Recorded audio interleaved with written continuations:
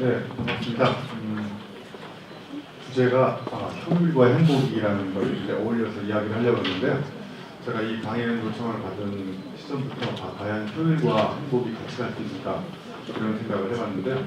여러분들도 이제까지 자본주의 또는 산업형 패러다임 속에서 우리 HRD가 효율과 성과를 추구해 왔는데 과연 그런 것들이 인간의 행복을 증진시키는데 기여했는지, 과연 그렇다면 앞으로 우리가 HRD를 통해서 인간의 행복이 실현되기 위해서는 어떻게 해야 되는지 이런 것들에 대한 이야기를 짤막하게 화두를 던지고 여러분들이 같이 함께 고민하는 시간을 이렇게 한번 가져보도록 하겠습니다.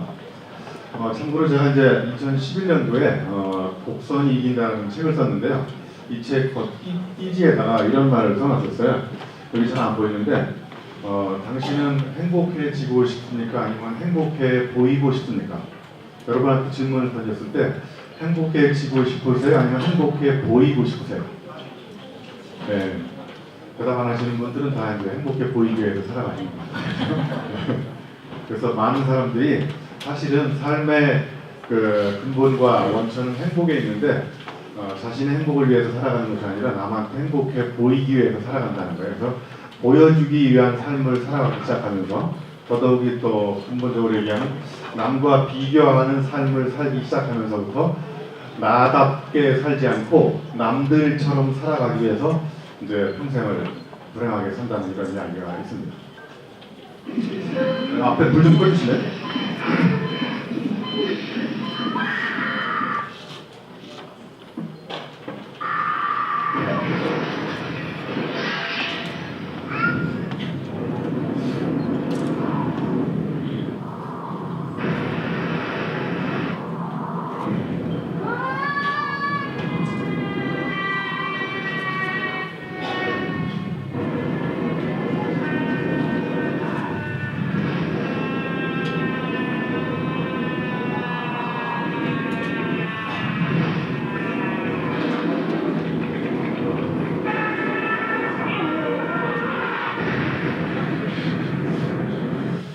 네, 이런 동영상 아마 많이 보셨을 것 같은데요. 혹시 앞으로 내 남은 나이가 몇 살인지 아시는 분은 손 들어보세요. 네, 남은 나이가 몇 살인지 모르시나요? 네.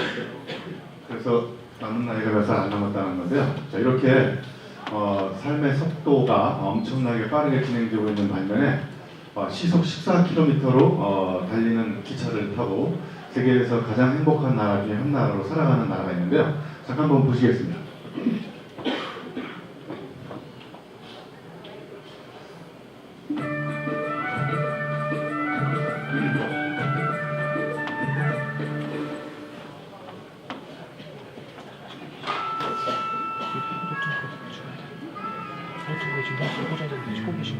기차가 좀 그런데 정말 희한한 기차입니다.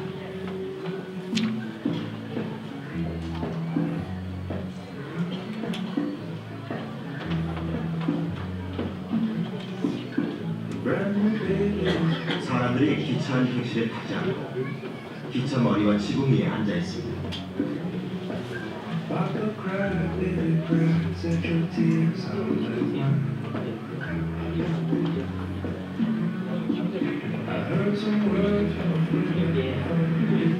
네, 시간 관계상 여기까지만 보겠습니다.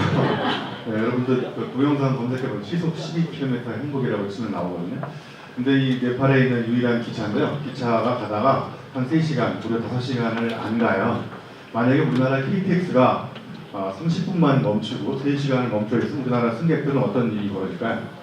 네, 폭발하죠. 네. 근데 이 네팔 승객들은 5시간 동안 안 가는데 물어봤어요. 어떤 사람이 지나가다 어떠시냐고 그랬더니 밑에 여기 이렇게 네팔 말로 꾀거르네. 꾀거르네가 우리말로 번역하면 꽤 걸리네 이런 말인 것 같아요. 그러면서 아무런 불편 없이 기다렸다가 또 갑니다. 네, 참고로 저는 지난 2월 달에 히말라야 안나푸르나 4130m에 올라갔다 왔는데요. 혹시 거기 올라갔다 오신 분 못 들어봤어요? 와, 아무도 안 계시는구나. 이 세상에는 딱 2가지 부류의 사람이 있더라고요. 저같이 히말라야 안나푸르나에 가서 안나양이 푸르다는 걸 확인하고 온 사람과 여러분 같이 안 갔다 온 사람 두 부류로 나누더라고요. 그러니까 잠깐 시간이 되면 안나푸르나에 가서 느낀 행복의 진정한 의미가 무엇인지에 대해서 잠깐 한번 생각해 보도록 하겠습니다.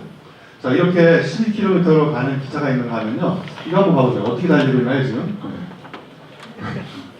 자, 이거 보는 사람 찾아보는데. 아무튼 엄청난 빠른 속도로 달리고 있는데 우리는 무엇을 위해서 왜 어디로 가는지 모르고 내 몸통이 붙어 있는지 안 붙어 있는지 모르는 상태에서 달려가고 있어요.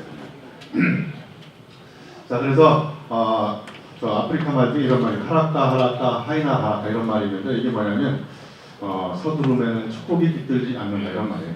그 말 뒤에 흔히 덧붙이는 또 한 마디 볼레 볼레 은디오브엔 이게 뭐냐면 천천히 해도 결국은 간다. 아무튼 한국 사회의 속도와 효율의 병폐에 대한 지적이 일어나면서 한동안 시중에 베스트셀러로 등장한 느림이라는 속도가 많이 느림에 대해서 이야기가 많이 나오기 시작했습니다. 그런데 우리는 더 느리게 살기 위해서 역설적이게도 더 속도를 내고 있지 않나. 산을 오르는 방식 중에요 등로주의와 등정주의라고 있는데요. 제가 네팔 가서 이렇게 확인해 보니까 외람된 말씀이지만 대부분의 산악 등반인들이 자기 힘으로 올라간 것이 아니라 자본과 장비와 이런 걸로 올라갔더라고요. 그래서 여기 보시면 등로주의와 등정주의가 어떻게 틀리냐 한번 봐보세요. 단지 남보다 빨리 오르는데 전력 투하는 등정주의, 그 다음에 남다른 방법으로 올라가는 과정에 의미를 두는 등로주의. 그러면 우리의 삶도 가만히 보면 등정주의 패러다임에 젖어 있을까 아니면 등로주의 패러다임에 젖어 있을까? 제가 네팔 가서 확인해 보니까 산을 정복한 사람들이 보다 빨리 보다 높이 올라가는데 자기 힘으로 올라가지 않고 세르파의 힘으로 올라가더라고요. 그리고 돈이 많은 사람들이 더 많은 산을 정복한다는 걸 알게 됐어요. 그리고 자기 빈몸으로 올라가는 알피니스트는 거의 없고 다 스폰서 받아서 돈 많이 받은 사람들이 더 빨리 올라간다는 걸 알게 됐어요. 여러분도 저도 물론 스폰서 받아서 갔다 왔지만 여러분들은 자본의 힘으로 올라가는 등로주의보다는 스스로 등정주의보다는 자기 스스로 올라가는 등로주의라는 것이 진정한 의미의 행복이 무엇인가와 연결시켜서 생각해보면 좋을 것 같아요. 자, 그래서 제가 예전부터 우리 HRD를 연구하면서 이런 이제 프레임워크를 하나 만들었었는데요. 여기 보시면 즐거운 학습, 건강한 지식, 보람찬 성과, 여기 보시면 행복한 일터라고 일과 삶의 조화, 이런 말을 제가 무려 한 7, 8년 전에 이런 프레임워크를 만들어가지고 저희 학문적 좌표이기도 하고 그 다음에 실천 현장에서 현장의 변화를 일으키는 진정한 의미의 HRD가 되려면 어떻게 해야 될까? 첫 번째 출발점은 사람들이 즐겁게 학습을 해야 되겠다. 요즘 너무 사는 게 재미있고 행복해서 미치겠는 사람 한번 들어보세요. 잠이 안 오시는 분. 저 뒤 한 분 계시네. 네, 저 몇 분 계시는구나. 출근하고 싶어서 막 몸이 뒤틀리시는 분 한번 들어보세요. 제가 정주영 회장님이 그랬잖아요. 자기는 매일 아침 소풍 가는 기분으로 출근한다. 그래서 제가 조사를 해보니까 소풍 가는 기분으로 출근하시는 분들은 딱 그 회사에 한 분밖에 안 계시더라고요. 누구냐면 그 회사의 오너, 소유주만 소풍 가시고 나머지는 내게 아니기 때문에 이제 월급 받으러 가시는 거죠. 그죠? 네. 여러분 다니는 회사에 혹시 당분간은 다니실 거죠? 당분간 안 다니실 분. 네, 당분간 다니실 거고 그러면 어차피 다니실 거고 그다음에 아까 제가 처음에 질문 드렸던 남은 나이가 몇 살인지 아무도 모른다. 그 이야기는 살 날이 며칠 안 남았다라고 전제했을 때 우리는 긍정적 상상을 하면서 재밌고 신나게 살아갈 것인가 아니면 걱정하고 부정하면서 그 다음에 여러 가지 그 삶의 고민을 온몸으로 끌어안고 살아갈 것인가. 우리가 즐거운 상상만 해도 시간이 부족하다는 거죠. 그죠? 그래서 저는 개인적으로 농담 같지만 공자나 맹자보다 더 유명한 스승이 노을자, 우자 이런 사람들이 세계 최고의 소년이라고 생각해요. 그래서 이따가 행복은 재미와 연결되어 있다는 걸 또 같이 고민해 보도록 하겠습니다. 자, 그래서 이 즐겁게 학습을 하면 내 몸에도 도움이 되는 건강한 지식이 임신되고 출산되고요.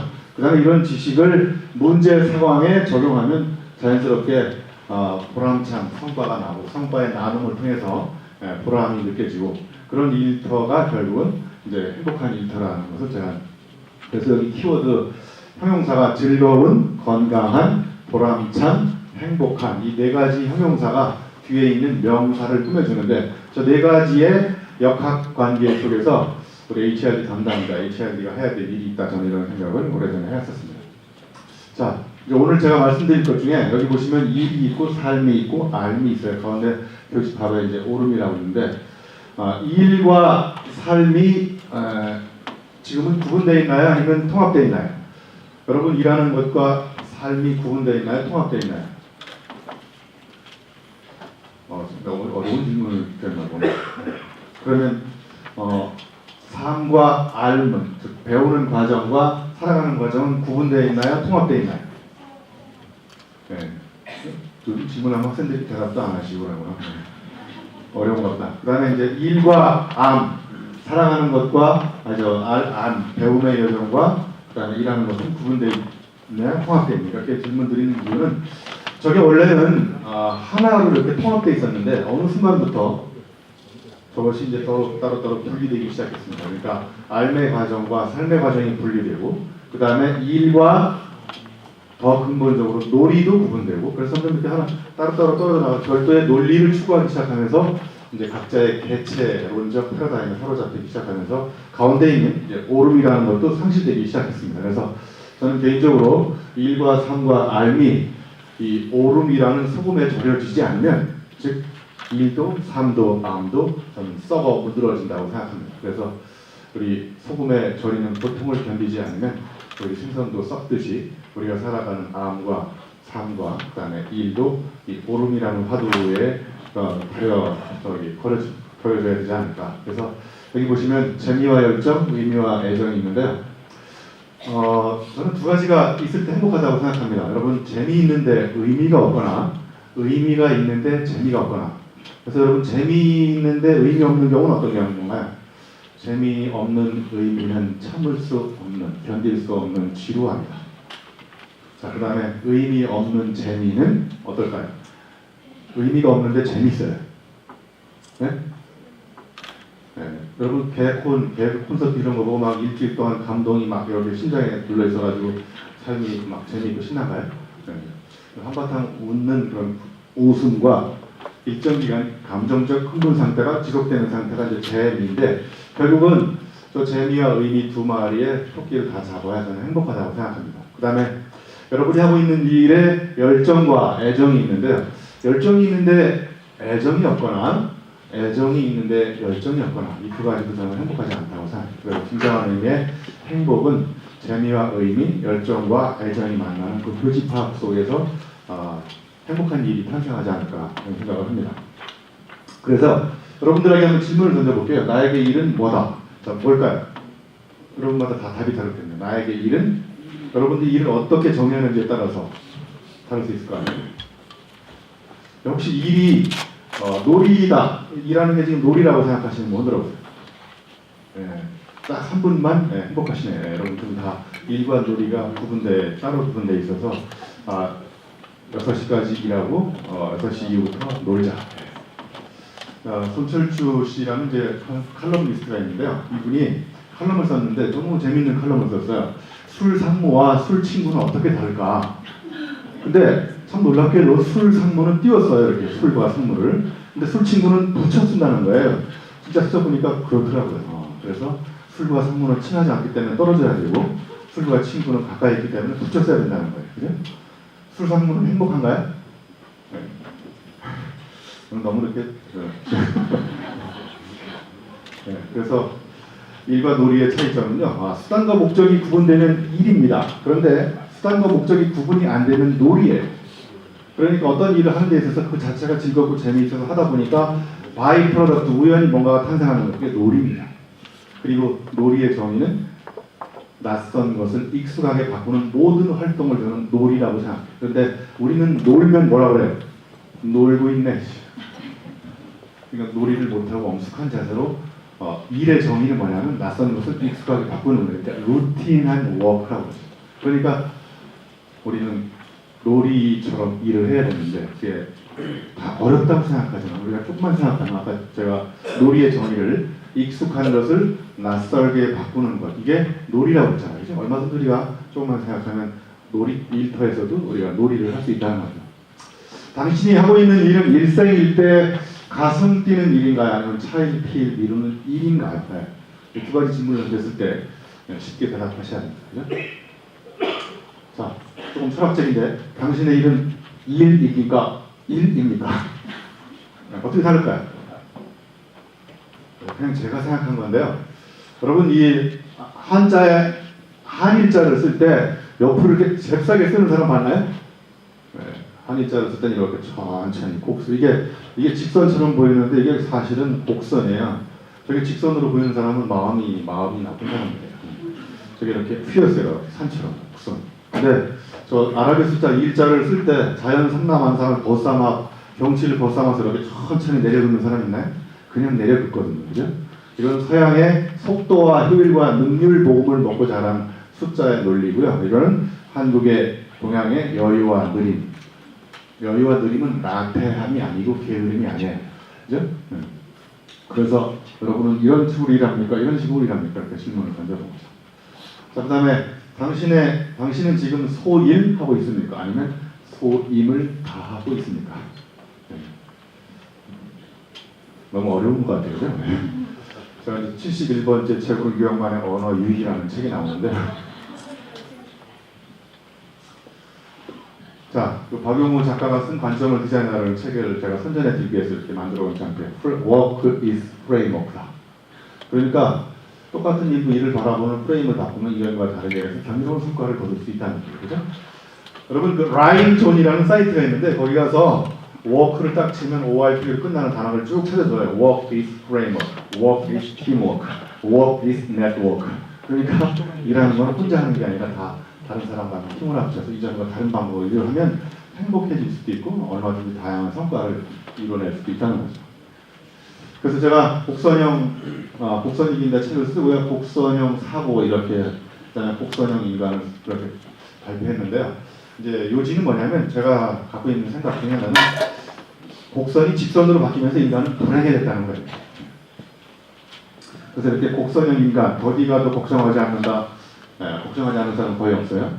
돌아가도 조급해하지 않는다. 조급해하지 않는 사람은 거의 없어요. 뒤로 가도 아쉬워하지 않는다. 뒤로 가면 불안해요. 그죠? 넘어져도 포기하지 않는다. 넘어지면 포기하는 사람 많아요. 그죠? 내려가도 두려워하지 않는다. 내려가면 추락인 줄 알고 너무나. 그래서 제가 금융위기가 올 때 내려가는 연습이라는 책을 썼는데 이게 결과적으로는 잘 안 팔렸어요. 왜냐하면 사람들이 다 올라가고 싶어 죽겠는데 왜 자꾸 내려가라고 그러냐. 올라가지도 않았는데 왜 내려가냐. 이런. 그래서 올라가기 위해서 내려가는 연습이라고 제목을 바꾸라고 하는 이유가 그냥 그래서 삶의 행복은 정상 정복에 있지 않고 잘 내려오는 데 있다는 걸 제가 밝혔던 거고요. 그 다음에 헤매도 불안에 떨지 않는다. 그러니까 결국 이런 것들이 인간의 행복과 직결된 건데 저것들의 그 하나하나의 논리들을 과연 우리는 얼마만큼 실천하고 있는지. 그런데 여전히 우리는 곡선에서 직선으로 바꿔서 엄청나게 빠른 속도로 달려가고 있죠. 자, 그래서 책은 곡선이 이긴다 책을 써놨는데 갤럭시 라운지의 광고 모델로 제가 선정된 영광을 누리게 됐어요. 책은 일단 써놓고 봐야 되는구나. 언제 뜰지 모르구나 이런 생각을 해봤습니다. 제가 이제 가끔 드리는 말씀 중에 하나인데 한 부부가 강남의 70평 아파트를 마련하기 위해서 엄청난 노력을 해가지고 꿈을 이뤘어요. 그리고 그 집에다가 그 오디오도 설치하고 커피 머신도 아주 설치하고 베란다로 테라스 카페처럼 아주 멋있게 꾸며가지고 이제 다 갖췄는데 남편이 아침에 출근해서 가만히 생각해 보니까 집에다가 서류 봉지를 놓고 온 게 생각이 나가지고 집에 가보니까 가정부가 커피를 한 잔 빼가지고 오디오를 쫙 틀어놓고 베란다 테라스 카페에 앉아가지고 그 집안에 있는 모든 시설을 누가 즐기고 있어요? 가정부가 즐기고 있다는 걸 알게 됐어요. 근데 이 두 부부는 즐길 시간이 없어요. 목표가 또 하나 생겼어요. 그 아파트를 5평 더 늘려야 돼요. 그래서 야근 불사, 휴일 반납. 혹시 아침을 1시간 정도 여유있게 드시는 분 한번 들어보세요. 여러분의 행복은 아침을 1시간 먹을 수 있느냐? 그렇지 않으면 다 불행한 사람들이에요. 그 직장인들을 위한 특식이 나왔는데요. 여러분 슈퍼에 가면 그 설레임이라는 아이스크림 나온 거 아시죠? 그 아이스크림, 설레임이라는 아이스크림처럼 이렇게 짜먹는 죽이 나왔어요. 그래서 직장인들이 밥 먹을 시간이 없기 때문에 운전하면서 저기 빨간불 켜있을 때 빨리빨리 짜먹고요. 파란불 켜있을 때 전속력으로 달려가다 부딪혀가지고 그 부부가 죽었어요. 그래서 그 집안은 누가 차지했냐면 가정부가 차지했다는 이런 설이 있어요. 여러분 행복은 저쪽 목적지에 있지 않다는 거예요. 그래서 도착 오류라는 말이 있는데요. 이게 자꾸 착각이에요. 그러니까 우리는 어디에 도착하면 행복할 것이다. 내가 연봉 10억을 벌면 해외여행을 갈 것이다. 근데 10억을 버는 순간 디스크 관절염에 걸려가지고 병원에 누워있어요. 그래서 그 행복이란 넘치는 것과 부족한 것이 중간쯤에 있는 조그만 역이라는 거예요. 그래서 간이역이라는 거예요. 간이역. 여기서 KTX 타고 부산에 가면 거기 행복이 있는 게 아니라 부산까지 가면 수많은 간이역에 행복이 널려있는데 우리는 그걸 너무나 빨리 지나가기 때문에 그 행복을 이처럼 느끼지 못한다. 여러분 고진감래들을 많이 드셔보셨죠? 네, 고생 끝에 달콤한 미래가 안 오니까 사람들이 이제 술이라도 먹자 그래서 여기 맨 밑에는 소주잔에 콜라 그 다음에 소주잔 맥주를 섞어서 맨 끝에 콜라가 달콤하기 때문에 고진감래 고생 끝에 달콤한 미래가 온다는 거예요. 네. 그래서 여기 제가 뭐라고 써놨냐면 고진통내 고생 끝에 신경통 관절염 디스크 이런 통증밖에 안 온다는 거예요. 고진감래라는 말 더 이상 믿지 마시고 지금 우리는 언제 행복해야 돼? 지금 이 순간 행복해. 옆 사람 한번 악수 한번 해서 지금 살아있어서 행복하다고. 그리고 옆에 사람 한번 안아주세요. 오랜만에 만났으니까 꼭 안아주세요. 참고로요. 그만 안아주세요 이제. 네. 여기 봐보세요. 도랑, 개울, 실개천, 개천, 시내, 내, 가람 이게 우리말인데요. 제가 한번 실험을 해볼게요. 자, 옛날에 매에 물이 도랑이 생겼어요. 도랑이 이제 물이 모여가지고 실개천이 개천으로 바뀌어요. 그러면 이제 또 뭐가 뭘로 바뀌냐면 개천이 시내로 바뀌어요. 실같이 가는 내라고 해서 시내, 시내는 다시 내로 바뀌어요. 그 다음에 내가 또 뭘로 바뀌어요? 서서히 내려옵니다. 내는 이제 가람으로 발전합니다. 가람이 뭔지 한국 사람인지 한국말 모르는 사람이 많아요. 그 다음에 이제 가람이 이렇게 이제 구비구비 곡선으로 내려와서 가람은 마치면 바다에 도달해서 바다에서 다시 하늘로 올라가죠. 그래서 세상에 있는 모든 물이 곡선으로 흘러서 어디로 가요? 바다로 가요. 바다로 왜 가냐면 바다가 다 받아주잖아요. 그래서 바다인 거예요. 그런데 이게 막 직선으로 바뀌었어요. 직선으로 바뀌어가지고 막 빨리빨리 내려가요. 그래서 불행해진 거예요. 사색하지 않고 검색하는 젊은이들. 컴퓨터나 스마트폰으로 생활하고 있는 젊은이들은 사색하지 않고 검색을 합니다. 숙제도 검색으로 하고 친구와 밥 먹는 것도 검색으로 하고 검색하지 않으면 쇼핑도 사람도 못합니다.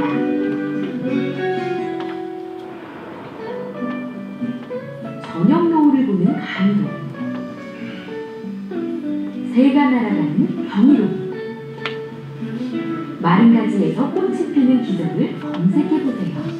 예, 이제 뒤에 나오는 후자에 나오는 세 가지는 검색해서 감동을 느낄 수 없는 것이죠. 뒤에 있는 것은 효율의 세계가 절대로 침범할 수 없는 자연의 세계인 거죠.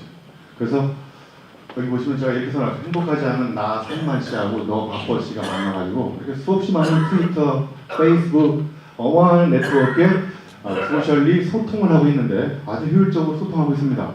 근데 집에 가서 또 불뚝 좀 다서 소통하느냐고 옆에 있는 집사람하고 불통도 있어요. 과연 우리는 무엇을 위해서 소통하고 있는지, 그리고 지식의 기하급수적 감소와 더불어서 정보의 기하급수적 증가가 힘이 싼 곡선을 이루고 있습니다. 그래서 이것저것은 엄청난 검색 기술이 발전해가지고 정보가 효율적으로 찾아지고 있지만 효과를 주는 지식은 현격하게 감소되고 있는 이런 현상들이 계속 반복될 때 인간의 행복은 과연 어디 있을까? 그래서 엘리어트 전무의 시인 이런 말을 생활 속에 잃어버린 우리의 삶은 어디에 있는가? 지혜 속에 잃어버린 우리의 생활은 어디에 있는가? 지식 속에서 잃어버린 우리의 지혜는 어디에 있는가? 정보 속에서 잃어버린 우리의 지식은 어디에 있는가? 그래서 제가 이걸 패러디해가지고 하나를 만들었는데, 혹시 그 안도현 시인의 연결지 함부로 차지 마라 이런 시 아시죠? 저도 이제 제가 용접을 했었는데 용접하다 시를 쓴 게 있는데, 철판 함부로 만지지 마라. 너는 철판에게 한 번이라도 뜨거운 사랑은 이런 시를 쓴 적이 있어요. 그러니까 뭐 시를 새로 쓸 필요가 없고 남의 시 주워다가 내 걸로 살짝 들으면 내게 된다는 거예요. 근데 제가 이렇게 했어요. 잡담 속에 잃어버린 우리의 침묵은 어디에 있는가? 속도 속에 잃어버린 우리의 여유는 어디에 있는가? 소란 속에 잃어버린 우리의 고독은 어디에 있는가? 직선 속에 잃어버린 곡선 어디에 있는가? 이런 화두를 한번 던져봤고요. 제가 본 최근에 영화 중에 행복한 사전이라고 있는데요. 행복한 사전은 한마디로 얘기하면 한 사람이 일생 동안 사전을 만들어가는 여정을 쓴 영화인데요. 결론적으로 얘기하면 삶이라는 것은 저마다의 사전을 만들어가는 여정이라는 거예요. 그죠? 그럼 우리 모두가 HRD와 관련된 거면 우리는 HRD를 하면서 나만의 HRD 사전을 만들어가는 것이 HRD 전문가의 삶이 아닐까 이런 생각을 했어요. 그래서 여기 단어의 의미를 알고 싶다는 것은 누군가의 마음을 얻고 싶다는 뜻이죠. 그건 타인과 연결되고 싶다는 욕망이 아닐까 이런 이야기를 하는데요. 이 영화에서 오른쪽이라는 것을 정의 내리라고 해요. 여러분 오른쪽이 뭔가요? 오른쪽의 의미가 뭔지를 정의 내려보세요. 한번. 오른쪽. 우리가 너무 쉽게 쓰고 있는 말이지만 그죠? 그 의미를 정의 내려보라고 하면 쉽게 내릴 수 없죠. 네. 사랑에 대해서 정의를 내려봤더니 이 친구가 이 여자하고 사랑에 빠졌어요. 그래서 사랑에 대해서 정의를 내릴 수 있는 가장 좋은 사람, 적임자는 누구냐? 지금 사랑에 빠져있는 주인공이에요. 그래서 사랑의 정의를 이렇게 내렸어요. 어느 사람을 좋아하게 되어서 자나깨나 그 사람의 머리에 안 떠나고 다른 일이 손에 잡히지 않으면 몸부림치고 싶은 마음의 상태. 이게 사랑이라는 거예요. 그죠? 근데 여러분 국어사전에 있는 사랑이나 HRD 개론책에 있는 HRD의 정의를 읽고 막 감동받고 눈물 흘리신 분 흔들어요. 혹시 개론책에 있는 눈물 흘리는 사람 있나요? 그게 다 이제 내 게 아니고 남의 머리로 정리된 논리적 정의이기 때문에 그런 거죠. 그래서 저는 이제 오늘 이런 걸 추천해드리고 싶어요. 우리가 HRD를 하면서 행복하려면 HRD와 관련해서 우리가 쓰고 있는 전문 용어를 나의 체험적 느낌으로 재정의하는 과정을 끊임없이 하다 보면 그것이 엮여서 나만의 HRD 사전이 나오는 것이고 그것이 바로 내가 행복한 HRD 담당자가니까 생각하고요. 그래서 제가 오래전에 HRD, Human Resource Developer 이게 무지막지하고 엄청난 말이지 않습니까? 인간을 어떻게 자원으로 취급해가지고 개발, 착취, 활용해서 남용해가지고 빼먹겠다는 발상이잖아요. 그죠? 인간이 자원이기 때문에 HRD 책 1장에는 뭐라고 나오냐면 천연자원과 인적 자원의 차이는 무엇일까 이런 정의가 나오기 시작합니다. 그죠? 그런 챕터 읽고 막 눈물 흘리는 사람 흔들어보세요. 감동받고. 그래서 제가 이거를 말장난 같지만 인간이 HRD에 근무하시는 사람일수록 우리는 다 행복을 위해서 사는 거 아니겠어요? 네. 그리고 남을 행복하게 위해서 비타민을 개발하는 사람이고 디벨롭이잖아요. 그죠? 그래서 HRD는 또 다른 말로 얘기하면 Human Relationship Development이니까 결국은 인간이 바뀌려면 인간 관계 속에 있는 그 관계 속에 있는 인간이 바뀌어야 되거든요. 그러니까 우리는 인간 개체를 공략하고 개발하는 일보다 관계를 빌딩하는 일에 우리는 좀 더 많은 신경을 써야 되지 않을까. 제 성격이 이렇게 더러워진 이유는요. 제가 이제까지 살아온 인간관계가 더럽기 때문에 이렇게 더러워진 거예요. 저도 원래 착했었거든요. 잘 안 믿으시죠? 한 인간이 자라면서 환경과 사람과의 상호작용, 관계 속에서 그 사람의 이임성이 탄생하거든요. 그러니까 그 사람의 이임성은 진공관 속에서 탄생한 것이 아니라 그 사람이 끊임없이 만나온 인간적 역사성이 관계성으로 축적된 거거든요. 그러니까 내가 바뀌려면 내가 만나는 관계가 바뀌어야 되거든요. 그러니까 우리 HRD가 행복해지는 방법은 사람과 사람의 관계의 연결고리를 이전과 다른 방법으로 만들어가는 역할이다 이런 생각을 합니다. 그래서 HRD와 관련된 개념을 우리가 좀 전면적으로 재조정해야 되지 않을까. 그래서 개념이 없는 체험은 무모하거나 위험하고 체험 없는 개념은 지루하거나 변념이다. 이게 무슨 말이냐? 이제 제가 거의 다 끝났죠. 몇 분 내로 끝내겠습니다.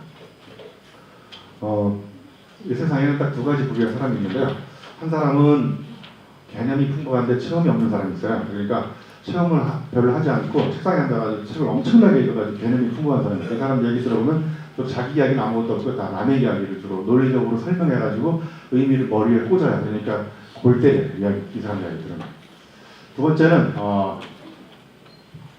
개념은 없는데 공중전, 수중전, 산전수전 다 갖고 왔어요. 체험이 엄청나게 많아요. 그래서 이 사람은 말빨이 없어요. 그러니까 자기가 체험한 걸 표현할 개념이 없기 때문에 그냥 체험에 머물러 있어요. 그래서 새로운 창조는 어디서 일어나느냐?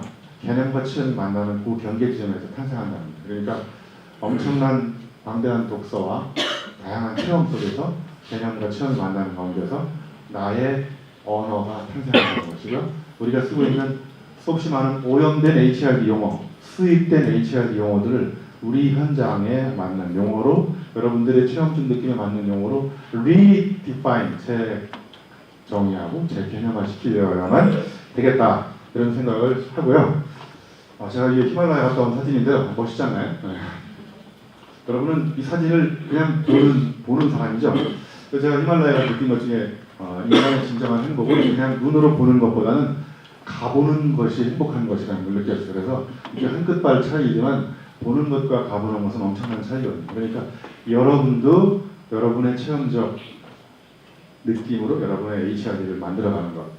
그래서 리처드 바크가 쓴 갈매기의 꿈에 보면 눈으로 보듯이 배우면 안 된다라고 못받고 있어요. 그래서 보고 배우는 것은 반드시 한계가 있다. 이거 MBC라고 마차쿠체르 베이스 캠프에서 찍은 일몰 사진인데요. 저거 사진을 찍을까 말까 하다가 여러분 그 윌터의 상상은 현실이 되다 영화 보신 분 들어보세요. 네, 그 윌터가 2일터로 바꾸면요 1터의 상상은 현실이 되다. 영화도 좀 보시고 그러세요. 팔라드 며칠 안 나오셨는데 언제 보시려고. 거기에 보면은 아름다운 것은 자랑하지 않는다. 그리고 아름다운 것은 그 순간순간을 보고 느낄 뿐이지 그걸 자꾸 사진 찍으려고 하지 마라 이런 이야기가 나와요. 그래서 그 이야기가 기억나서 사진 찍을까 하다가 찍었어요. 너무 멋있지 않나요? 네. 여러분의 모든 매 순간순간이 여러분이 정말 잊을 수 없는 추억으로 하나하나 만들어가는 것 Make Moment Memorable이 바로 행복의 척도라고 생각합니다. 지금 이 순간도 이 순간이 지나면 과거로 흘러가거든요. 자, 마지막으로 제가 느낀 것은 아름다운 것은 위험한 것이라고 생각합니다. 위험하기 때문에 아름다운 것이다. 왜냐하면 안나푸르나가 저 동네 뒷산에 있으면 아름답지 않아요. 제가 아름다운 것은 아무나 못 가는 위험한 위치에 있기 때문에 아름다운 거예요. 그죠? 위험한 체험, 그 체험을 통해서 아름다운 HRD가 탄생한다고 생각하고요. 이제 진짜 마지막으로 한 장만 보여드릴게요. 자, 행복한 사람들의 공통점 세 가지를 뽑아왔어요. 첫 번째, 좋아서 미친 듯이 하더라고요. 네. 여러분 싫은데 미친 듯이 하는 사람 흔들어 보세요. 네. 당분간 할 수 있죠. 분풀이로, 그죠? 화풀이로. 네. 저는 좋아서 미친 듯이 해야 되겠다. 자, 두 번째, 진선진미 어려운 말이지만요. 쉽게 얘기하면 과정의 아름다움이 결과의 아름다움을 보장한다는 거예요. 그러니까 행복한 사람은 수단과 목적이 구분되지가 않아요. 이걸 내가 무엇을 위해서 한다. 이게 이 사람 행복하지 않아요. 저는 HRD는 경영의 전략적 수단이다. 이런 말 정말 빨리 우리가 퇴치해야 하는 HRD가 행복하다고 생각하고 어떻게 HRD가 수단입니다. 그 자체가 저는 목적이라고 생각합니다. 마지막, 연습을 실전처럼 물방울이 하나씩 떨어지면 바위가 구멍이 뚫리듯이 연습만이 완벽에 이르는 지름길이다. 이 말도 뒤집어서 그냥 연습하면 완벽에 이를 수 없습니다. 신중을 기해서 정말 온 신경을 다 기울여서 완벽한 연습만이 저는 완벽에 이르는 지름길이라고 생각합니다. 이 세 가지가 갖춰졌을 때 사람은 참 행복하다고 생각하고요. 그래서 이 말을 드리고 끝이겠습니다. 시작하지 못하는, 뭔가 우리가 새로운 시작을 못하는 이유는 시작하지 않기 때문에 완벽한 때를 기다리다 보면 때만 낍니다. 네. 그래서 그냥 대충 시작하시고 안 되면 다시 하고 넘어지면 일어나고 그 속에서 행복의 의미를 발견하시기 바랍니다. 고맙습니다. 네. 수고하셨습니다.